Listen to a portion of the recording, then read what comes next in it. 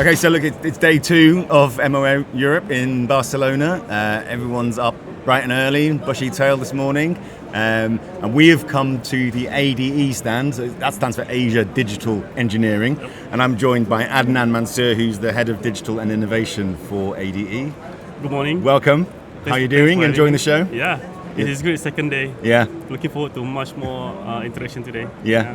So tell us about ADE. I know it originated as AirAsia's in-house MRO, but obviously you've been doing a lot of growing. So tell us very briefly the story of ADE. Yeah, ADE, we were born out of COVID, I would say, in the year 2020, because when there's all those aircraft are grounded, we spend those times to do on paperwork. So we in 2020, so we sort of create this company. We spin up the engineering department into an MRO. Yep. Because we see this as a way to diverse our revenue, our revenue stream. Yep. Before this, we could only do AirAsia aircraft, but now with the independent MRO approval, we can do much more than that. So. And just tell us what you specialise in particular with AirAsia. It's obviously a lot of the short haul carrier, the short haul airlines. Yeah. So AirAsia is specialised in 320 and mainly Airbus 320 and 330. So we took that experience and shaped that into an MRO, specialised in Airbus. But we are not limiting ourselves to that. We primarily focuses on line and base maintenance. We are based in Kuala Lumpur, Malaysia. Yep.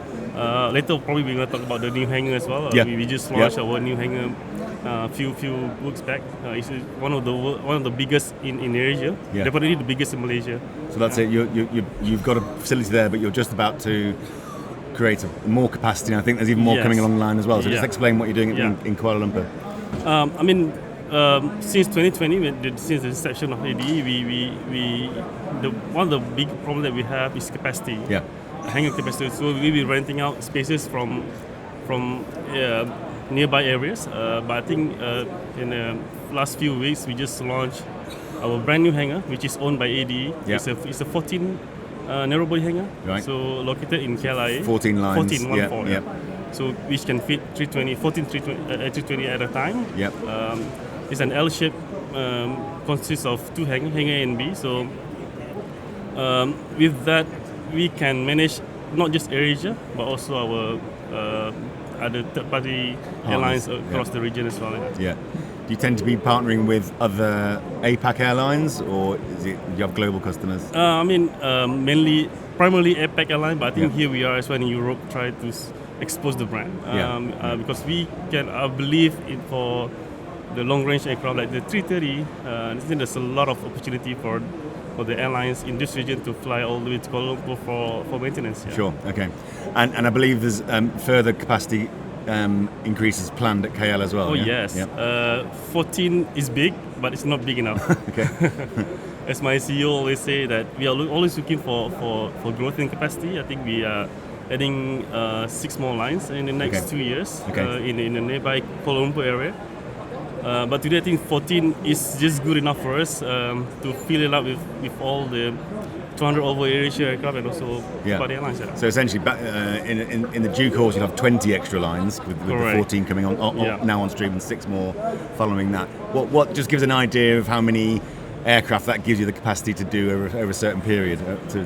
On top of the 250 AirAsia aircraft, I think we are talking about the goal is to in the next 5 years to get about 70-30% split between AirAsia and third-party airlines. I think we're talking about more than 300 aircraft. I feel that's huge. And there's massive demand. So it's not like the demand is actually there. In fact, the supply just can't keep up. So this is really needed. The issue of the COVID is of course supply chain, the resources on the human capital, and of course the hangar slot. So we are not running out of demand. No. It's just that we need to better manage so that we don't overpromise ourselves. And you need the skills and the people as well. So you're ramping up on human resources. How are you finding that, getting engineers into the business? It is challenging. I would say because of course after COVID everything is a challenge for all of us, right? Including the human resources. I think people are now fighting over the resources because of everyone is trying to get back to the business. We are quite lucky. I mean, in Malaysia, of course, we have the challenge, but I think Malaysia has quite a good talent pool. Yeah. Do you tend to bring your talent from Malaysia specifically, or the region? And also we try to leverage from our sister companies, AirAsia, I think across the region as well, because we do have capacity in countries like Indonesia and Philippines, so we try to bring them over as well to support the operation. Okay. Yeah. And is being in that area of the world is becoming an aircraft engineer one of those jobs that sort of is aspirational? I would say so. Yeah. I mean, being an aircraft engineer in Southeast Asia, I think probably one of those aspiration that people want to be. Because it's not that easy to get into that industry, I think. But it also imposes a problem that when it's not easy to get in, I think it's not easy for us to retain the talent as well. Yeah. So I think it's a true profession, isn't it? You're highly qualified, certified, and it's a two-edged sword. I hesitate to say a job for life, but it kind of is, because you're so in demand once you're qualified and experienced. Yeah. But lots of things are changing, and your role is head of digital and innovation. So actually, you can probably tell me a lot about how the role of an engineer is changing because of the things you're doing in digital innovation. I used to be a reliability engineer for the last 15 years. Then somehow along those lines, I changed my role to be part of the digital team in AirAsia, and then I came back into the engineering division MRO to sort of merge these two worlds, like engineering and digital into one. So I think here I am to basically try to leverage my past experience in engineering and also experience in digital, try to bring some values to the table. Yeah. And what from your perspective then is the biggest exciting element that you're working on in merging that digital and physical world together? I mean, having looked at the solutions out there, I mean, in terms of digital solutions that we have today, I think there's a lot of room for improvement. I think there's a lot of opportunities improvement that we can bring, ADE can bring on the table from the experience that we see, from the pinpoints and gaps that we see from the existing solutions. I think there's a lot of things that we can bring on the table. We're talking things around, I mean, everyone's talking AI, I'm sure, and AI can be applied to anything as long as, particularly anything you've got a lot of data in, which is clearly MRO is one of those. But AI, so AI and virtual reality and AI, augmented. Generative AI is something that, I mean, everyone is talking about that, and we are lucky enough to partner with big names like Google and all that to be able to produce at least as a proof of concept of those kind of technology. I think it'll be, at least internally, we'll be launching something really soon on generative AI related to aircraft, the tech log, the books.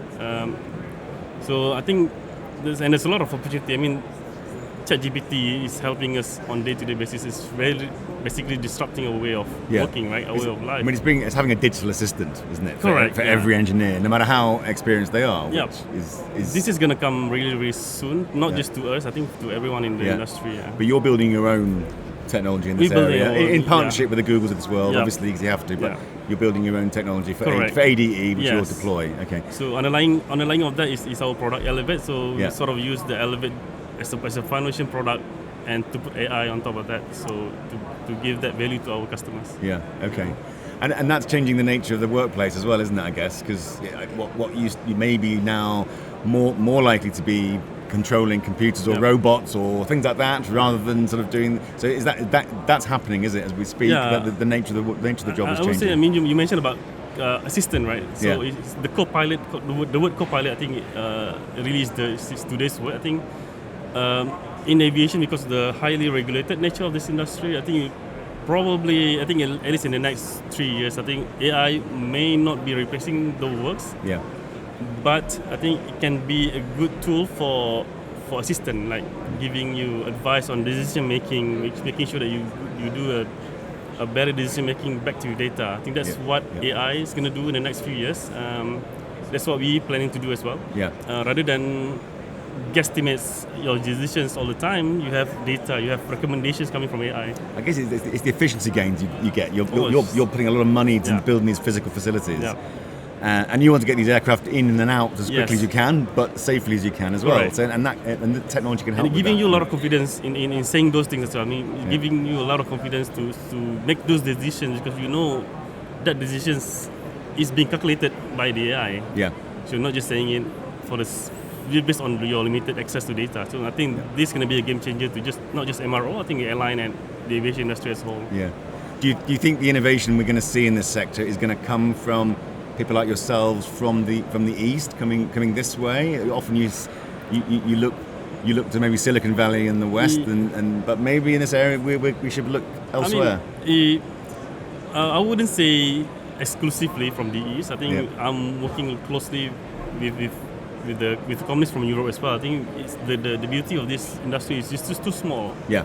I think just too small that we shouldn't be working on our own. I think we should be working together. I think that's our theme as well. Working together and collaborate to bring everyone's expertise on the table so that we can bring a better solution to the customers. Yeah. Okay, but time's nearly beaten us. So just before we wrap up, it's been a day of chats with many airlines and many professionals from the industry have come by your stand. What is it that they've been talking to you about? What kind of things have you learned for this week? I think the word of, at least on my area, I think that the word AI, I think there's a lot of discussion on that. Yeah. Like how is this new technology can reinvent the industry as we know. I think that word has been flying around the exhibition yesterday, and I'm looking forward to talk more about that today as well. Yeah. Okay. Lovely. Adnan, thanks very much for your time today. Thank you. And safe journeys when you eventually head home. Thanks for having me. Thank you. Thanks very much. Cheers. Bye.